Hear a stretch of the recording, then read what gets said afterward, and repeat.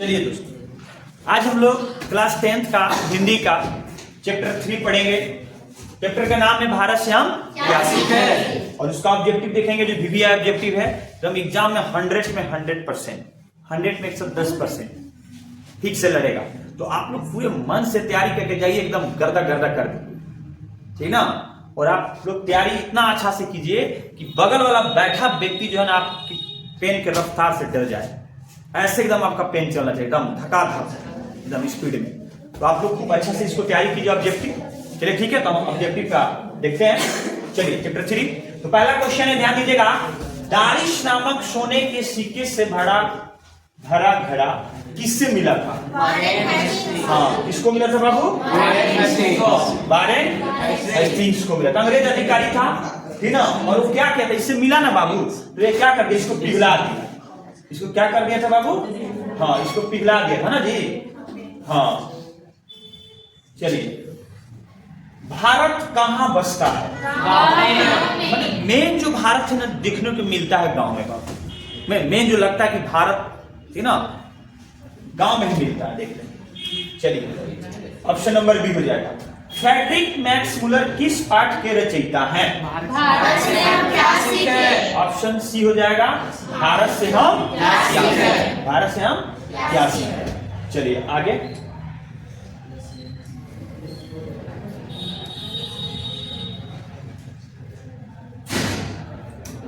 चलिए, Max Muller का जन्म कहाँ हुआ था बताइए आप लोग? छपरा में हुआ था?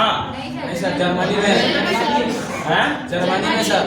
अच्छा, मैक्स मुलर का जन्म जर्मनी में हुआ था ना। 4 नंबर से छूट गया। 4 नंबर छूट गया। अच्छा ठीक है, चलिए 4 नंबर। भारत से हम क्या सीखे के लेखक कौन है? मैक्स मुलर, ठीक है। ऑप्शन नंबर क्या हो जाएगा? बी। मैक्स मुलर का जन्म कहाँ हुआ था? जर्मनी। बी नंबर, जर्मनी में हुआ, ठीक है। ऑप्शन नंबर क्या हो जाएगा? बी।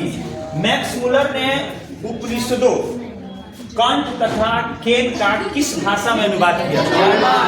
जर्मन भाषा में। किस भाषा में? जर्मन। ऑप्शन नंबर ए हो जाएगा। मैक्स मुलर की मृत्यु कब हुई बताइए? 28 अक्टूबर 1900। ऑप्शन नंबर क्या हो जाएगा? सी हो जाएगा। रानी विक्टोरिया मैक्स मुलर को किस उपाधि के लिए बुलाया था? नाइट की उपाधि देने। किसकी उपाधि देने के लिए? नाइट। मैक्स मुलर को स्वामी विवेकानंद ने क्या कहा था? 9 नंबर क्या हो जाएगा? वेदांतियों का भी वेदांती। ये किसने कहा था? स्वामी विवेकानंद ने कहा था। मैक्स मुलर का जन्म कब हुआ? 1823। हाँ, कब हुआ था? 1823। हाँ, छोटा डेट बताइए आप लोग। 6 दिसंबर 1823। चलिए बहुत बढ़िया, गुड। आगे बढ़ते हैं। चलिए, मैक्स मुलर का पिता का क्या नाम था? हाँ, क्या नाम था? हाँ, विल्हेल्म मुलर। चलिए, मैक्स मुलर का पिता का नाम था विल्हेल्म मुलर, है ना जी। मैक्स मुलर ने सर्वाधिक संपदा और प्राकृतिक संदर्भ से परिपूर्ण किस देश को माना है? किसको माना है बाबू? भारत को माना। 12 का सी हो जाएगा। मैक्स मुलर कौन सी भाषा में बाल्यकाल में ही निपुण होकर कविता लिखने लगे थे? कौन सा था? लैटिन, ठीक है। मैक्स मुलर ने संस्कृत भाषा का अध्ययन कौन से विश्वविद्यालय में किया था? हाँ, लिपिंजिंग विश्वविद्यालय। ऑप्शन नंबर ए हो जाएगा, ठीक ना। चलिए आगे बढ़ते हैं। चलिए हाँ, 15 नंबर ऑप्शन है। 15 नंबर क्वेश्चन है कि मैक्स मुलर ने हितोपदेश का अनुवाद कौन सी भाषा में करवाया? कौन सी भाषा बाबू? जर्मन में करवाया। किस भाषा में? जर्मन में। चलिए आगे बढ़ते हैं। क्वेश्चन नंबर 16 को देखते हैं, ध्यान दीजिएगा। क्वेश्चन नंबर 16 को देखते हैं। चलिए हाँ, क्वेश्चन नंबर 16। कांट और केन आदि उपनिषद का अनुवाद मैक्स मुलर ने किस भाषा में किया? जर्मन। इसमें है बाबू? ऑप्शन नंबर डी हो जाएगा।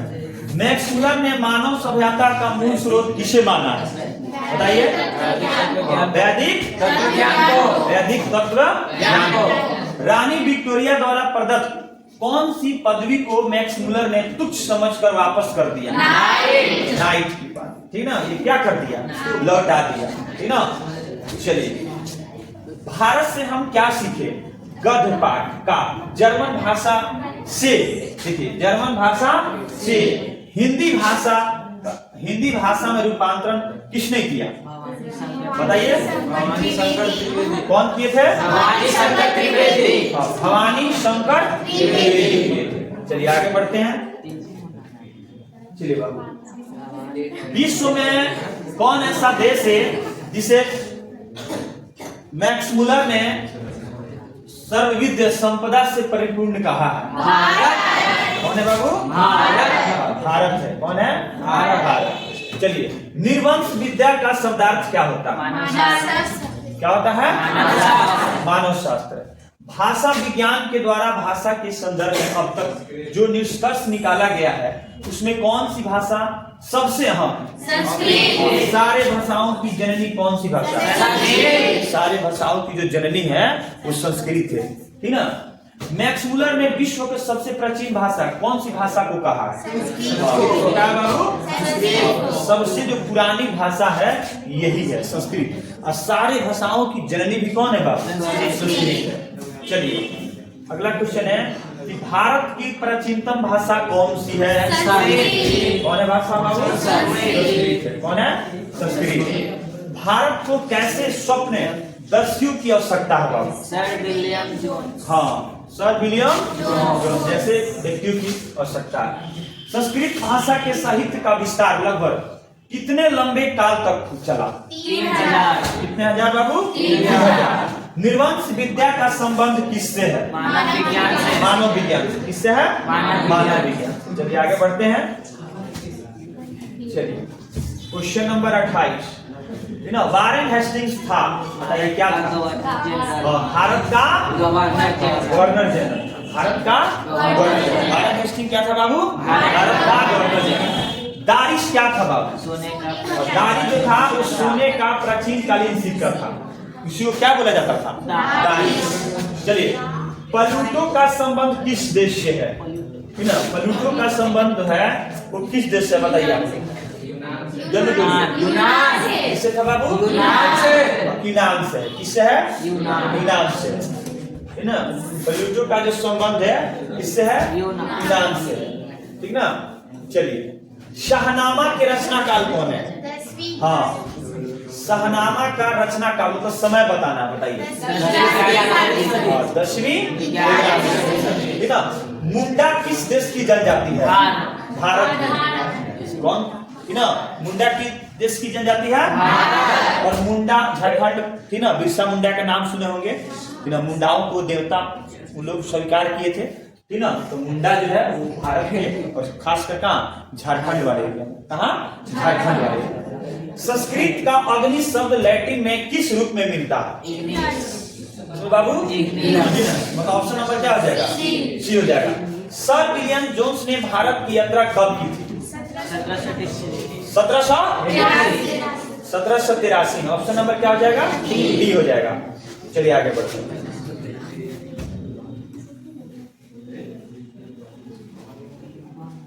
चलिए ना, आगे बढ़ते हैं। भारत से हम क्या सीखे पाठ में नए सिकंदर विशेषण किसके लिए प्रयुक्त हुआ? युवा अंग्रेज अधिकारी। किसके लिए? युवा अंग्रेज अधिकारी। युवा अंग्रेज अधिकारियों के लिए। किसके लिए? युवा अंग्रेज अधिकारियों के लिए। प्रत्न मानव का अर्थ है, प्रत्न जो है वो मानव का अर्थ है। प्राचीन मानव। प्राचीन मानव। किसका है बाबू? प्राचीन मानव। हकरस थे, क्या था हकरस? क्या थे बाबू? वनस्पति वैज्ञानिक, ना, वनस्पति वैज्ञानिक थे हकरस। मैक्स मुलर को वेदांतियों का वेदांती किसने कहा? किसने कहा बाबू? कालिदास रचित मेघदूतम का पद्यानुवाद किसने किया? किसने किया? मैक्स मुलर किया। ठीक है, चलिए आगे बढ़ते हैं। चलिए, किसे बनारसी के पास सोने के सिक्के से भरा एक घड़ा मिला था? किसको मिला था बाबू? वारेन हेस्टिंग्स को मिला था। किसको मिला था?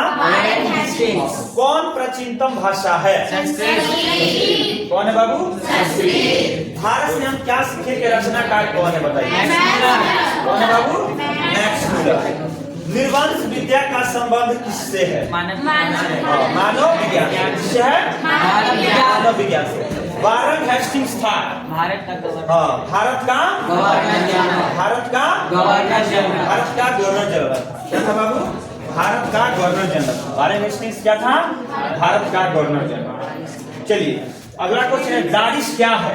दाढ़ी जो है सोने का प्राचीनतम है ना जी, सोने का प्राचीन कालीन क्या है? सिक्का। चलिए अब हम लोग 46 पे पहुंचते हैं। 46 पे क्वेश्चन तो इधर है ना?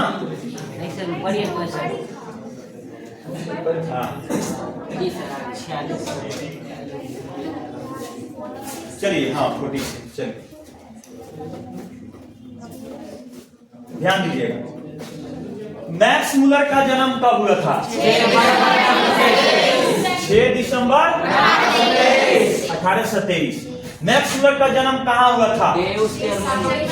डेसाउ का था जर्मनी में। डेसाउ क्या हुआ था? जर्मनी में। मैक्स मूलर के पिता का क्या नाम था? क्या नाम था? William Müller. मैक्स मूलर को वेदांती किसने कहा? स्वामी विवेकानंद। कालिदास रचित मेघदूतम का पठन बाद किसने किया?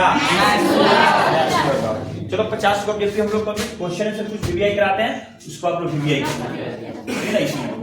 चलिए हाँ आप लोग ध्यान दीजिएगा, इसमें क्वेश्चन आप लोग कुछ वीवीआई कर लीजिएगा। शॉर्ट क्वेश्चन भी है, लॉन्ग क्वेश्चन। देखिए क्वेश्चन यहाँ से पूछता है कि लेखक की दृष्टि में सच्चे भारत के दर्शन कहाँ से हो सकते हैं और क्यों हो सकते हैं, ठीक ना? ये सब क्वेश्चन आते रहता है एग्जाम में, ठीक ना? अब ये देखिए 5वां नंबर क्वेश्चन है कि भारत को पहचान सकने वाली दृष्टि की आवश्यकता किनके लिए वांछनीय और क्यों? ये सब वीवीआई क्वेश्चन है, ठीक ना? अब देखिए 6वां नंबर लॉन्ग में क्वेश्चन वीवीआई है कि धर्मों की दृष्टि से भारत का क्या महत्व है, अथवा धर्म की दृष्टि से भारत का क्या महत्व है, भारत से हम क्या सीखे, पाठ के आधार पर क्या करके इसको बताएं। ये बहुत बार क्वेश्चन आया हुआ है, एग्जाम में मिल जाता है, तो आप इसको क्या करते रहिए, पढ़ते रहिए, ठीक ना? और इसमें एक क्वेश्चन ये आता है एग्जाम में आपको, ठीक ना? संस्कृत और दूसरी भारतीय भाषाओं के अध्ययन के बाद जगत के प्रमुख लाभ क्या हुए हैं? ये है लाभ है, ये क्या बाबू? लाभ। इसको थोड़ा सुधार कर लीजिएगा, लाभ क्या हुए हैं? ये क्वेश्चन नंबर क्या है? वीवीआई। तो चलिए आप लोग इसको याद करते रहिए, कहानी को पढ़ते रहिए, ठीक है? फिर हम लोग अगले क्लास में लेसन लेकर आएंगे और आप लोग मन लगा के पढ़िए, ठीक है? चलिए अपने बारी को विराम करते हैं। जय हिंद, जय भारत।